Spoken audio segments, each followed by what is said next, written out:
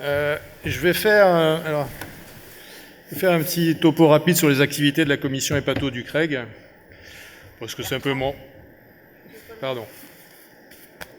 Parce que c'est un peu mon rôle, et notamment d'essayer de savoir pourquoi 25 irréductibles, à peu près, travaillent ensemble sans passer en burn-out, parce que c'est vrai qu'on fait pas mal de travail. J'ai le même problème que tous les autres, je pensais passer à travers. Je sais pas si... Non, c'est passé ici. Ah ouais, d'accord. Et pourquoi tous ceux qui rentrent ne veulent plus en sortir? Alors, on fait, c'est vrai qu'on aime bien... On aime bien profiter du travail qu'on fait tous ensemble. On essaie de le publier. On a fait des publications régulières de la commission hépato, qui essaie d'évaluer ce qu'on fait. On l'a fait pour notamment dans le milieu du virus C et puis dans la NASH, et on va continuer à le faire dans la NASH. On participe aussi beaucoup à des travaux collaboratifs avec l'ANGH, avec les instances, avec tous nos soutiens des firmes. Et on fait aussi des fiches. D'ailleurs, la fiche CBP qui avait eu beaucoup de succès, je vous signale qu'elle est sur le stand d'Intercept à disposition pour ceux qui la souhaitent.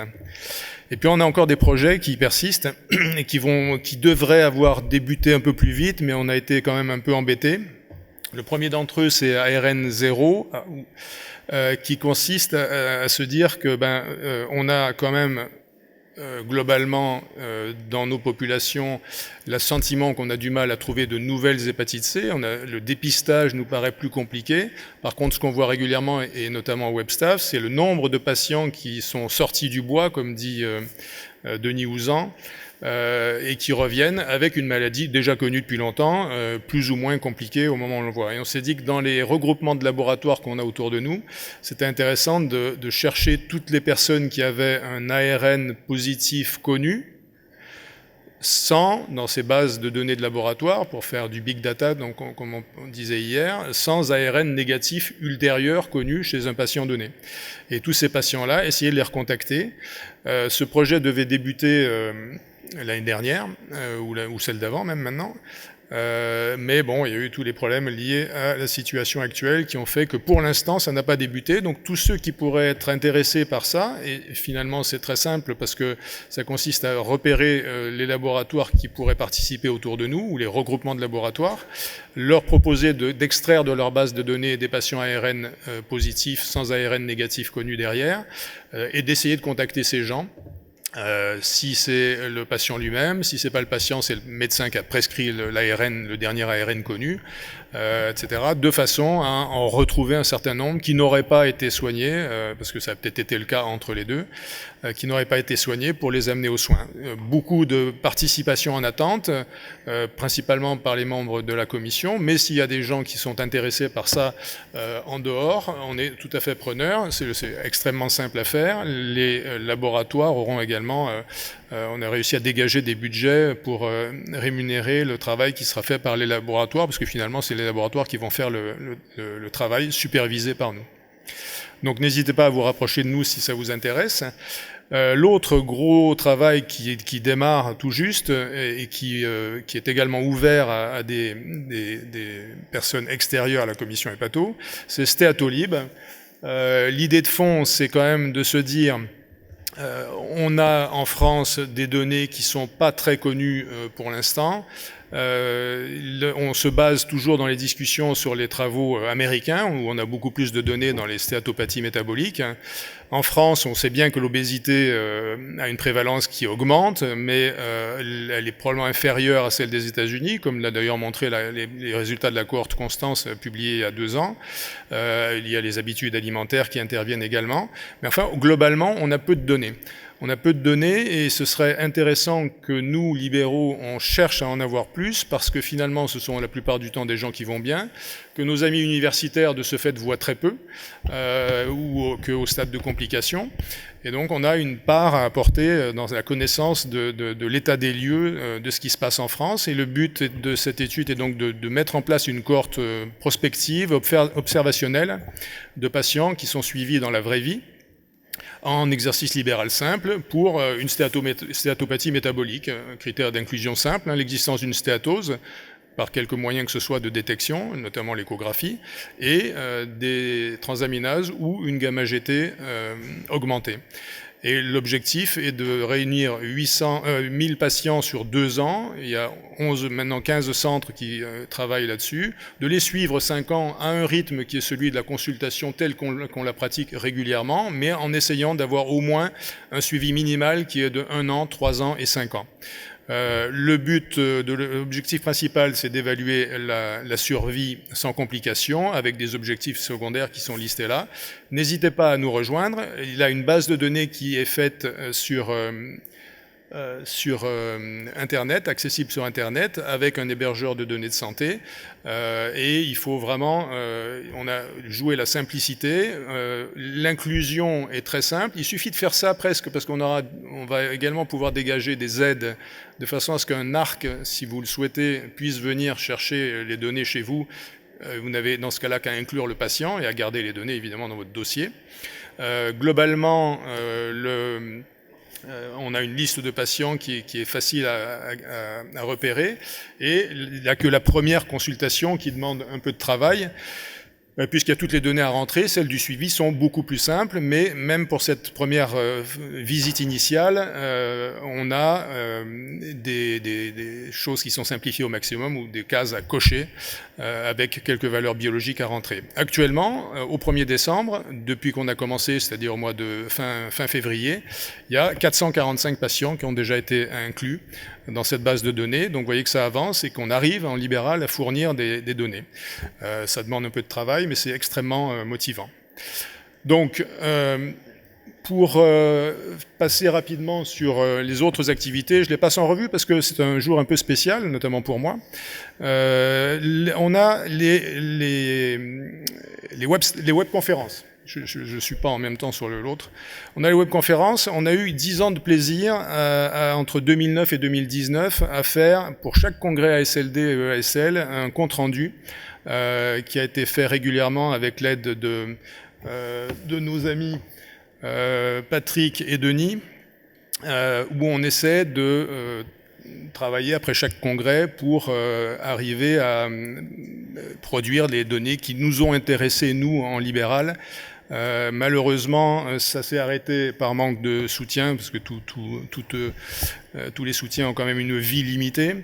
Ça s'est arrêté en 2019, où on a fait la dernière, et je remercie Patrick et Denis pour tout ce travail qu'on a effectué très régulièrement pendant 10 ans. L'autre situation courante, alors je remercie aussi AEI, qui est la société qui nous aide à chaque fois à faire toutes ces webconférences, et qui nous a pondu un certain nombre d'affiches dont je vous montre la plus décente, qui nous a permis de tirer notre révérence il y a 2 ans après les webconférences. L'autre aspect, c'est qu'on essaie de continuer, mais un peu plus à la demande, de faire des webconférences, puisque vous avez, on les aura en replay, les 2 webconférences qu'on vient de faire sur la cholangite biliaire primitive et la hépatite delta, dans la mesure où ce sont des pathologies pas très courantes, qui sont quand même potentiellement sévères et pour lesquels il y a des traitements récents dont on dispose et que peut-être tout le monde ne connaît pas assez bien jusqu'à présent. L'autre aspect, ce sont les minutes qu'on vous sert à chaque fois depuis un certain nombre d'années. Vous avez les minutes de l'ASLD qui viennent de se terminer. Ça va continuer en 2022. On avait commencé totalement artisanalement avec un micro et un caméscope. Et puis ça s'est petit à petit développé au point qu'on travaille vraiment beaucoup, et je remercie tous ceux qui participent aussi bien pour l'ASLD que pour le ASL à la production de ces minutes vidéo qui nécessitent un travail mais qui se fait dans une extrême cordialité. Alors on produit beaucoup de papier et puis on produit un peu de vidéo. Ça c'est l'équipe EASL, ça c'est l'équipe ASLD. Et ça, c'est encore le groupe qui a travaillé il y a 2 ans. Donc c'est vrai qu'on fait beaucoup de synthèse de posters. Et puis toujours dans une énorme bonne humeur, avec un travail qui est collaboratif et vraiment un grand merci. Les webstaff pour terminer. Les webstaff, c'est une victoire de septembre 2014 quand brutalement on nous a dit qu'on ne savait plus prescrire des traitements pour les patients qui avaient une hépatite C alors qu'on le faisait dangereusement avec de l'interféron et de la ribavirine depuis 20 ans. Donc on a réussi, grâce à un certain nombre ici, à mobiliser les troupes et à se faire reconnaître centre expert, RCP experte, en nous disant, les instances prenant la précaution de dire, on vous dit expert, mais uniquement pour l'hépatite C, il ne faut pas que ça devienne toutes les pathologies. Mais on a quand même créé ce web staff qui servait principalement de RCP hépatite C pour déterminer l'indication à l'époque où c'était un peu moins ouvert de la pertinence des traitements pour nos patients. Qui est devenu une RCP des pathologies, mais collégiale et non formelle, où on peut évidemment continuer à déposer des fiches pour l'hépatite C, mais également toute question des pathologies générales, parce que finalement tous les 150 médecins qui participent régulièrement à ce staff en envoyant des fiches nous demandaient petit à petit, mais pourquoi on ne ferait pas un avis sur l'hépatite B, une hépatite auto-immune, une maladie cholestatique. Et là, c'est pareil, l'outil existe, il est simple et performant, aussi bien pour l'hépatite C que pour un dossier des pathologies générales. On peut joindre des pièces, et c'est pareil, on s'amuse régulièrement, Nathalie, Solange, Thierry et moi-même, à examiner tout ça. L'équipe va se renforcer bientôt. Pour produire ces web staff qui sont en direct, pendant lesquels on peut poser des questions et qui vont peut-être se modifier au fil du temps en fonction des besoins de chacun. Ça reste quand même utile parce qu'à partir du web staff, on peut quand même extraire des données de ce qu'on fait, quoi. C'est intéressant parce que si on regarde uniquement l'année 2021, on voit que le problème de l'hépatite C n'est pas du tout terminé, ou pas tout à fait terminé, parce que sur les fiches hépatite C, moins nombreuses que les centaines qu'on avait les quelques années précédentes, eh bien on a par exemple 40 patients qui avaient, c'est-à-dire 83% de ces fiches qui montraient que les patients avaient plus de 40 ans dans les dossiers hépatite C qui sont soumis. Donc c'est ce dépistage systématique, on a des données pour penser que c'est peut-être pas le plus pertinent de dépister toute personne à partir de 18 ans, mais surtout penser aux personnes qui ont plus de 40-45 ans, et que les maladies ne sont pas du tout bénignes, puisqu'on a encore 50% de patients présentés qui sont F3, F4, ils sont tous plus de 40 ans, sauf 2, mais qui s'en approchent, et 20% de ces patients sont naïfs, ils arrivent avec une maladie évoluée. On a tous les AVD disponibles depuis quelques années et ils arrivent malgré tout naïfs de tout traitement, au web staff en tout cas. Donc, je vous encourage, si ça peut rendre service, de vous connecter, de déposer des fiches, webstaff.fr. Pour terminer, le Forum des pathologies, il a 20 ans cette année. Ça fait 20 ans qu'on fait cette réunion qui a toujours été conviviale, pour laquelle on est un grand nombre à travailler. Je remercie avec beaucoup de chaleur tous les membres de la commission hépato qui sont d'indéfectibles Gaulois de l'hépatologie.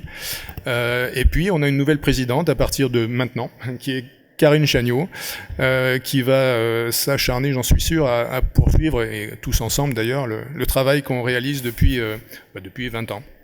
Merci à tous, bon appétit.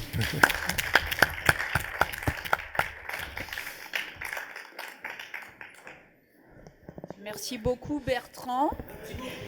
Ouais. C'est très gentil, c'est très gentil.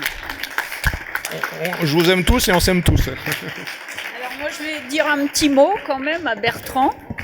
Donc ça va être difficile de te succéder parce que tu es une personne très fédératrice et si ce groupe est aussi dynamique, c'est essentiellement grâce à toi, à Patrick et à Thierry qui sont les piliers de cette commission. Donc c'est un grand honneur de te succéder. La tâche va être difficile parce qu'on est différents, mais c'est un travail d'équipe et t'es la force tranquille. Tu sais faire avancer tout le monde, mais toujours en douceur et dans la convivialité. Et vraiment, on te remercie tous, Bertrand, pour tout ce que tu fais. Merci beaucoup. Reste dans la commission, hein.